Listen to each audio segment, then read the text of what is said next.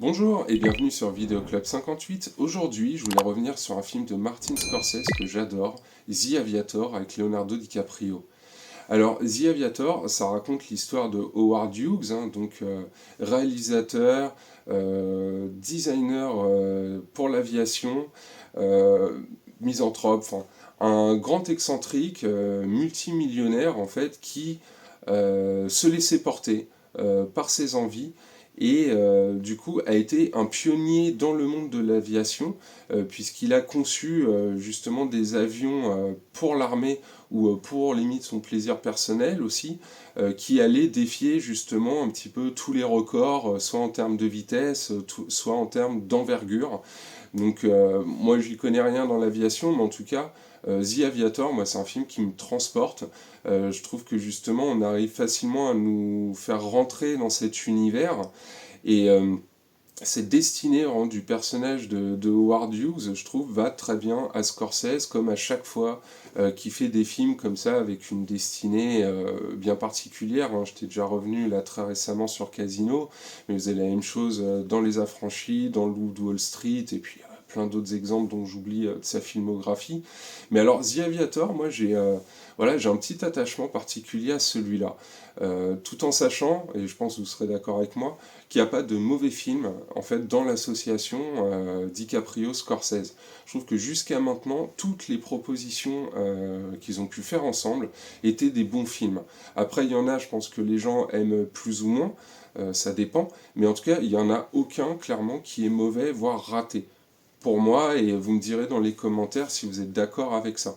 Et cette collaboration, voilà, qui avait déjà été entamée avec Gangs of New York, même si j'adore Gangs of New York, hein, attention, un très grand film de Scorsese, hein, mais The Aviator, moi j'ai encore une petite préférence pour celui-là. Parce que je trouve que là, dans ce film-là, DiCaprio, il explose. Euh, Niveau interprétation, c'est peut-être la première fois, en fait, où DiCaprio vraiment m'a surpris dans son interprétation justement de Howard Hughes, qui est donc, comme je vous disais, un personnage très excentrique, mais aussi très maniaque, qui est plein de tocs, qui a une peur phobique des microbes, qui il a une vision en fait des choses qui est complètement différente de la nôtre. Et Martin Scorsese, je trouve, arrive très bien à le retranscrire, ne serait-ce qu'avec l'utilisation des couleurs.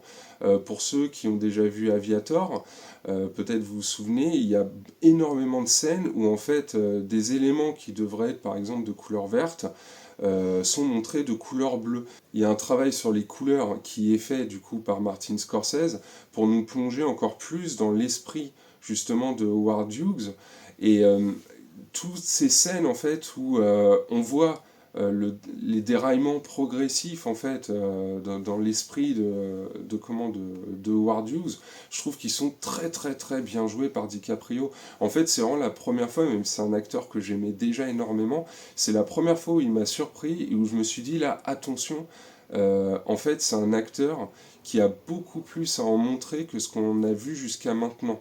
Parce que bon, je vais pas refaire la filmographie de DiCaprio, mais c'est vraiment pour moi après, voilà, après Gangs of New York, après qu'il ait travaillé avec Scorsese, que son travail au niveau de l'acting, je trouve, est passé un cran au-dessus, quoi, jusqu'à atteindre voilà, des sommets. Vraiment, DiCaprio fait partie de mes acteurs préférés, et c'est à chaque fois qu'il sort un film, je vais l'attendre, parce que niveau interprétation, je trouve qu'il est toujours nickel, quoi. C'est impressionnant. Je pense qu'il a une des plus grandes carrières à Hollywood. Quand on regarde la liste des réalisateurs avec qui il a pu travailler, c'est juste affolant.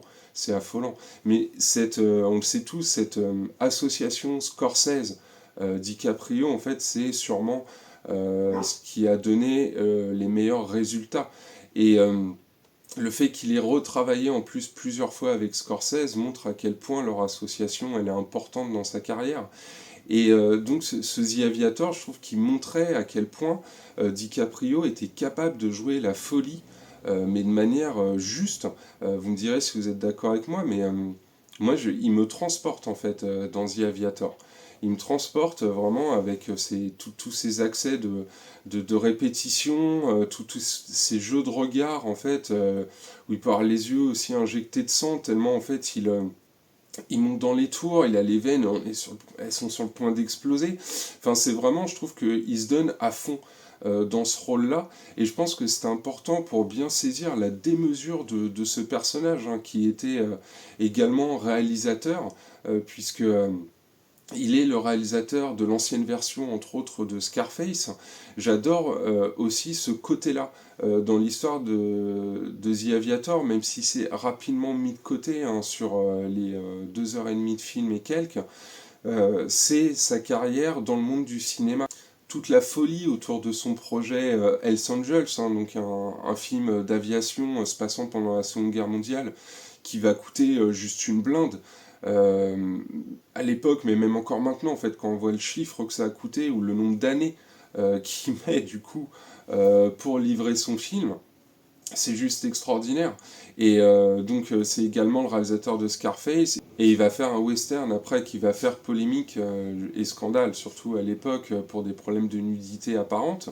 Et en fait, je trouve que tout ce côté un petit peu cinéma, Star System, je trouve ça super bien retranscrit en plus à l'écran. Le travail de reconstitution, il est dingue. On a vraiment le grand Hollywood de paillettes avec toutes les stars qu'on peut croiser, quoi. Une mention spéciale pour Cate Blanchett, justement, qu'on voit soutenir ce personnage de Howard Hughes dans ses folies concernant l'aviation, mais qu'on voit aussi soutenir dans les moments où ça va mal.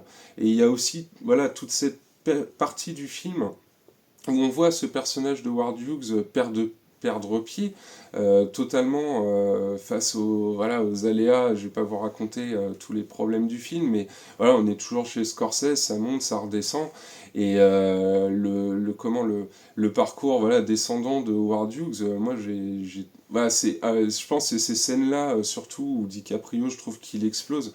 Il est vraiment extraordinaire, et on se demande même comment ce personnage, en fait, enfin cette personne, Howard Hughes, hein, vu que cette personne a véritablement existé, comment elle a réussi quand même à reprendre pied derrière, quoi. Et on voit que c'est aussi via le soutien des personnes qu'il a pu croiser dans sa vie. On voit toute son équipe technique qui le soutient du premier travail sur un bout de moteur jusqu'au grand délire voilà, de la dernière partie du film. On sent que c'est des gens qui sont proches de lui, qui vont prendre soin de lui. Et il n'y a pas que l'aspect financier, parce que Howard Hughes, étant effectivement un multimillionnaire, on le voit à longueur de film, en fait, dépenser des sommes folles pour ses envies. Engager quelqu'un et dire bah, je triple votre salaire, c'est un petit peu comme John Hammond dans Jurassic Park, j'ai dépensé sans compter, quoi. C'est un peu le même type de personnage, en fait, un petit peu fou, un petit peu la tête dans les étoiles, quoi. Mais en fait, c'est ce genre de personnage aussi qui, dans la vraie vie, hein, le vrai monde, en dehors du cinéma, là je sors de cette catégorie, on fait avancer les choses. Et je trouve ça bien, en fait, qu'il y ait des films qui soient très bien faits, avec beaucoup de budget, avec de grands réalisateurs, et puis voilà, un casting ultra prestigieux, hein, parce que vous avez aussi Kate Beckinsale, vous avez une apparition de Gwen Stefani, la chanteuse de No Doubt, hein, rapidement, mais elle est là. Il y a beaucoup de monde impliqué dans ce film, mais je trouve que c'est bien de pouvoir faire découvrir des personnages comme ça de la vraie vie au travers d'un film aussi bien fait. Et moi qui ne connaissais pas Howard Hughes, en fait, en dehors de son film Scarface, hein, que j'avais déjà eu l'occasion de voir, hein, puisque j'avais adoré le film de De Palma, je m'étais intéressé à l'original, mais j'étais loin d'imaginer, voilà, que c'était une personne déjà en dehors d'un réalisateur, que c'était un visionnaire comme ça au niveau de l'aviation, et que historiquement il lui était arrivé autant de choses, en fait. Son combat contre la Paname, toutes les idées qu'il a voulu imposer au niveau du cinéma, c'était quelqu'un de très transgressif, hein, finalement, hein, dans ses choix de films, hein. Il a fait très peu de films, mais à chaque fois, limite, il y a eu un problème, hein. Le premier, pour sa durée de production et ses coûts exorbitants, le deuxième pour ses problèmes de violence, et le troisième pour ses problèmes de sexe. Il a rien fait dans la norme, en fait, ce personnage de Howard Hughes. Et donc, je trouvais que DiCaprio et Scorsese rendaient un magnifique hommage en fait à ce personnage via ce film. Et je trouve que c'est un film, malgré sa durée, qui passe extrêmement vite. Ça, c'est vraiment un truc avec Scorsese, je trouve qu'il est très fort pour ça, d'avoir des films quand même d'une bonne durée, mais qui passent vite parce qu'on est pris dans le récit. Il a vraiment une faculté de nous prendre dans son récit, je trouve vraiment incroyable.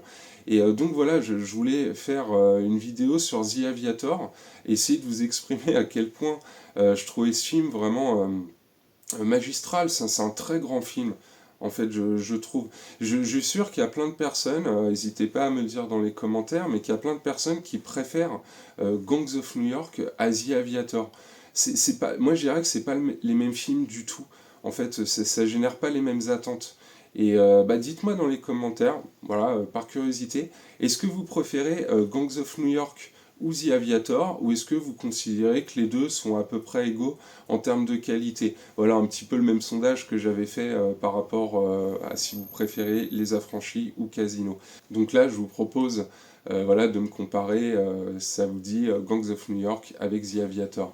Voilà, en tout cas, je vous remercie beaucoup d'avoir suivi cette vidéo qui m'a fait très plaisir de vous faire.